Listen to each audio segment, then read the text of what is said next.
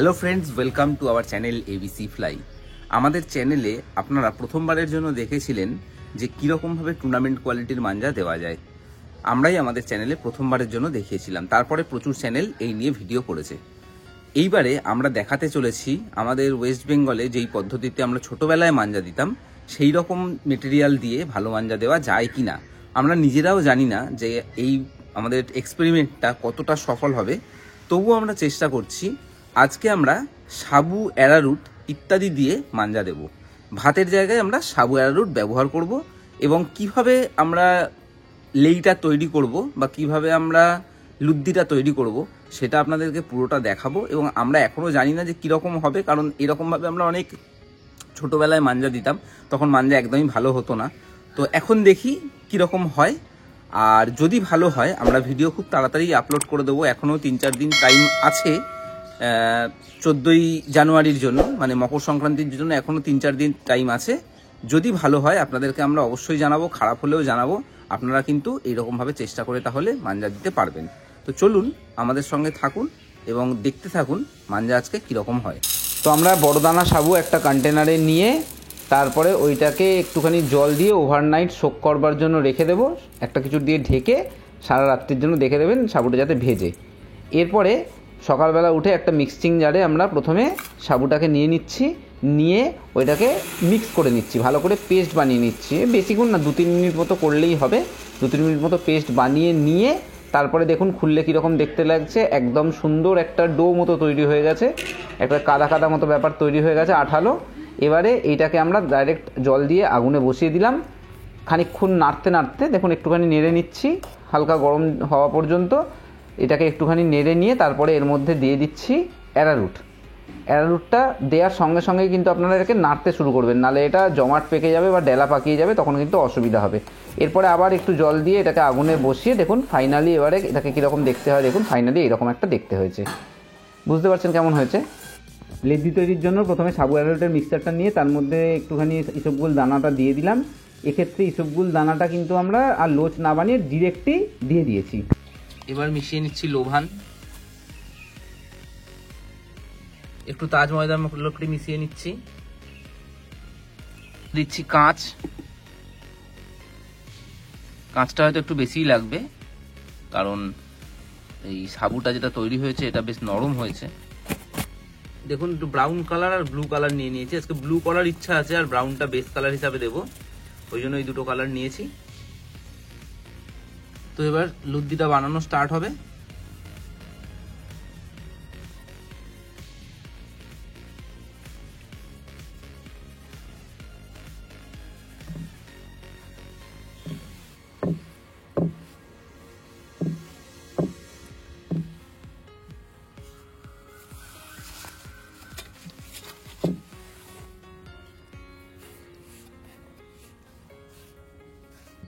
আজকেও আমরা খুব কম মেটেরিয়াল দিয়েই করছি, জাস্ট আগের দিনের মতো মেটেরিয়ালগুলো দিয়েছি, শুধু ভাতের জায়গায় সাবু আর অ্যারারুটটা দিয়েছি।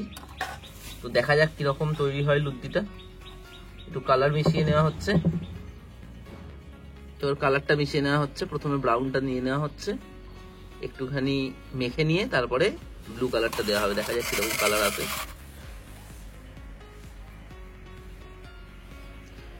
আমরা চেষ্টা করছি আক্ষিনের সময় খুব কম মেটেরিয়াল দিয়ে, হাতের সামনে যে সমস্ত মেটেরিয়াল পাওয়া যায় সেই সমস্ত দিয়ে যাতে ভালো করে একটা মাঞ্জা দেওয়া যায়। ব্রাউন কালারটা মিশিয়ে নেওয়ার পরে এবার আমরা ব্লু কালারটা দিচ্ছি, দেখা যাক কিরকম কালার আসে।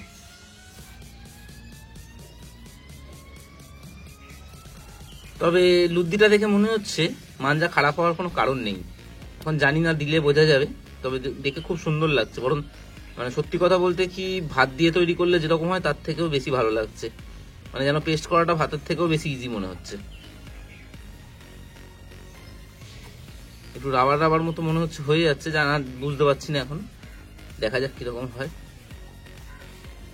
আর একটু কাঁচ মেশাচ্ছি, কাঁচটা অনেকটাই লাগবে।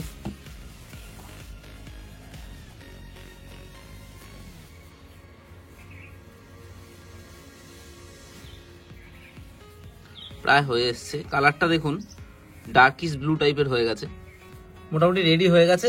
ফাইনালি আর একটু কাঁচ দিয়ে সুন্দর লুদ্দিটা তৈরি করে নেওয়া হচ্ছে। এবং এরপরে আমরা সুতোটাকে ভিজিয়ে নেব। সুতোটাকে ভিজিয়ে নিয়ে তারপরে মাঞ্জা দেওয়া শুরু করব। সুতোটাকে একটু ভিজিয়ে নিচ্ছি, এরকম টাওয়ালের মধ্যে জল দিয়ে টাওয়ালটাকে সুতোর উপর দিয়ে এরকমভাবে ভালো করে, এর মধ্যে কিন্তু ভালোই জল আছে, আমি কি তাহলে দেখতে পাবেন এরকম জল পড়ছে, এরকমভাবে জলটা দিয়ে পুরো সুতোটাকে ভিজিয়ে নেবেন। আমরা শুরু করছি মাঞ্জা দেওয়া। 4খানা সুতো নিয়ে নিয়েছি, তো আগের দিনের মতো একই প্রসিডিওর।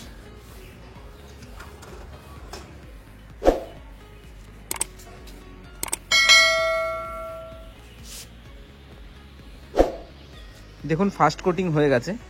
তো আগের দিন যে মাঞ্জাটা দিয়েছিলাম, অর্থাৎ ব্ল্যাক যে মাঞ্জাটা দিয়েছিলাম সাধারণ মেটেরিয়াল দিয়ে, যেটা আপনারা আমাদের ডেসক্রিপশানে পেয়ে যাবেন বা আই বাটনেও পেয়ে যাবেন, সেই মাঞ্জাটার সঙ্গে এই মাঞ্জাটার যেটা বেসিক ডিফারেন্স এখনও পর্যন্ত মনে হচ্ছে, সেটা হচ্ছে ওই দিন মাঞ্জাটা সুতোর ওপরে এর থেকে অনেক ভালোভাবে পড়েছিল। আর আরেকটা ডিফারেন্স যেটা, সেটা হচ্ছে মাঞ্জাটা একটুখানি হয়তো দেখে মনে হচ্ছে কম পড়েছে, বাট আগের দিনের থেকে মাঞ্জাটা ধরে মনে হচ্ছে অনেক বেশি ধার হয়েছে। তো এই দুটো ডিফারেন্স এখনও পর্যন্ত বুঝতে পারছি।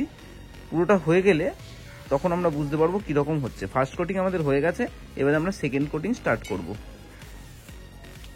আমাদের সেকেন্ড কোটিং স্টার্ট হয়ে গেছে, এটা সেকেন্ড কোটিং কমপ্লিট হয়ে গেছে। তো প্রথমে যেরকম মনে হচ্ছিল তার থেকে একটু ভালোই হয়েছে, বেশ ধারও হয়েছে। এই থার্ড কোটিংটা হওয়ার পরে আশা করছি আর একটু ভালোই হয়ে যাওয়ার কথা। এই থার্ড কোটিং শুরু হচ্ছে।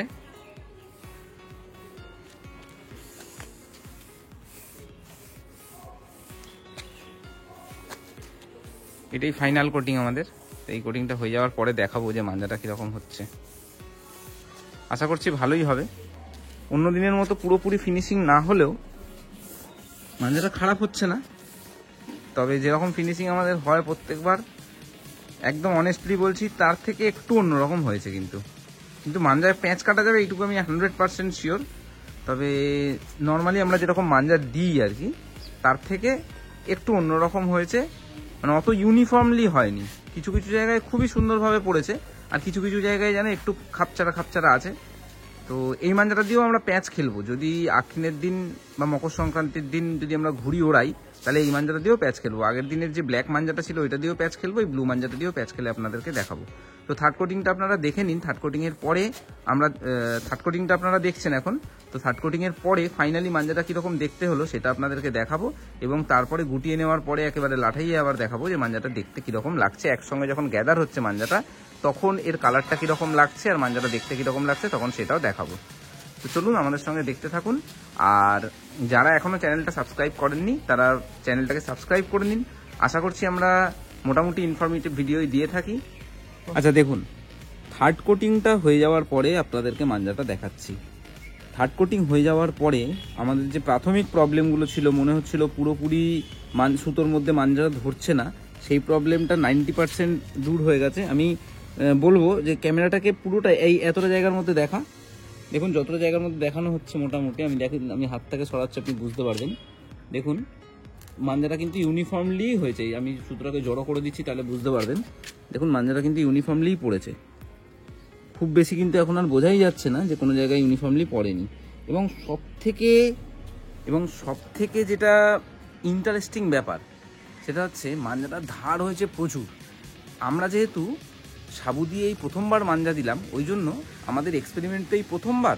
তো এরপরে যখন আবার করব, লেদ দিয়ে হয়তো আর একটুখানি এদিক ওদিক করে বা আরও একটু অন্য কিছু মিশিয়ে হয়তো দেখব, কিন্তু ধারটা মানে খুব দারুণ ধার হয়েছে। মানে ধারটা এতটা হবে আমরা এক্সপেক্ট করিনি। তো এইবারে সাদা জায়গাগুলোকে মাঞ্জা দিয়ে নিয়ে তারপরে লাঠাইয়ে গোটাবো, এবং গোটানোর পরে লাঠাইয়ে কেমন লাগছে এটা আপনাদেরকে দেখাবো, দেখতে থাকুন।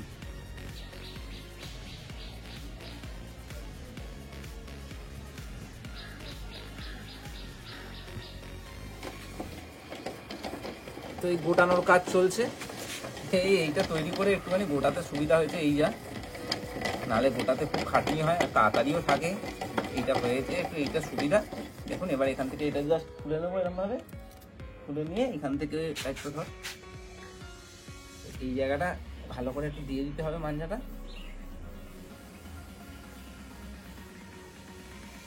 কিন্তু টাইম ধরে ভালো করে দেবেন এই জায়গাটা, কারণ এই জায়গাটা তো মানে একবারই দিচ্ছেন, বুঝতেই পারছেন, একবারই পুরোটার কাজটা করতে হচ্ছে। এই দেওয়া হয়ে গেল, ছাড়িয়ে দিয়ে এবার আবার একটুখানি গুটিয়ে নিলাম, নিয়ে ওই পাশ থেকে একই রকম ভাবে যে আরেকজন থাকবে সে ওই পাশ থেকে খুলে দেবে, খুলে ওই জায়গাটা মাঞ্জাটা দিয়ে দেবে, দিয়ে ছেড়ে দেবে, আপনি এই পাশে গুটিয়ে নেবেন। এটা হাতে ঘোরালেও কোনো অসুবিধা নেই, হাতে গুটিয়ে নেওয়াও যাবে। এটা আছে বলে এটাতে গোটাচ্ছি, ঠিক আছে। একবারে হয়ে যাওয়ার পরে লাঠাইয়ে দেখাবো। দেখুন এটা একটা সাদা সুতোর লাঠাই, তার উপরে কিন্তু একটা স্কাই কালারের একটা কাঁচা মানে জড়ানো আছে। হ্যাঁ, পরে যদি পুরোটা না কাভার হয় তখন আপনারা হয়তো কনফিউজ হতে পারেন, ওই জন্য এখন থেকে বলে দিলাম ব্যাপারটা। প্রথমে সাদা সুতো ছিল এমনি কাঁচা, আর তার উপরে একটু এমনি কালার কাঁচা যেটা হয়, ওই নীল কালারের একটা কাঁচা রাখা আছে, তার উপরে মাঞ্জাটা গোটাচ্ছি, ঠিক আছে।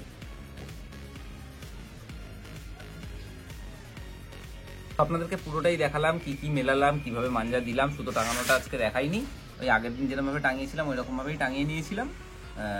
আজকে বেশি দিইনি মাঞ্জা, ওই আগের দিনের মতো 250 মতোই মাঞ্জা দিয়েছি। তো মাঞ্জাটা ধরে তো ফিলিংস ভালোই হচ্ছে, এখন প্যাচ খেলে বোঝা যাবে। একদম আমি একদম মানে ট্রুলি বলছি আপনাদেরকে, আগের দিন যে মাঞ্জা হয়েছিল সেইটা দেখলে আপনারা বুঝতে পারবেন না দোকান থেকে কেনা মাঞ্জা নাকি বানানো মাঞ্জা।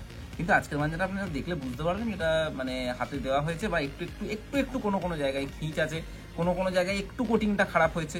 আপনারা দেখতে পাচ্ছেন, আপনি এটা না বললেও চলতো, মানে আপনার ক্যামেরায় এটা বুঝতেই পারবেন না যেটা আমি দেখাচ্ছি। এটা আমি হাতে ধরছি বলে এবং সামনে থেকে একদম দেখছি বলে আপনাদেরকে এই জিনিসটা বললাম।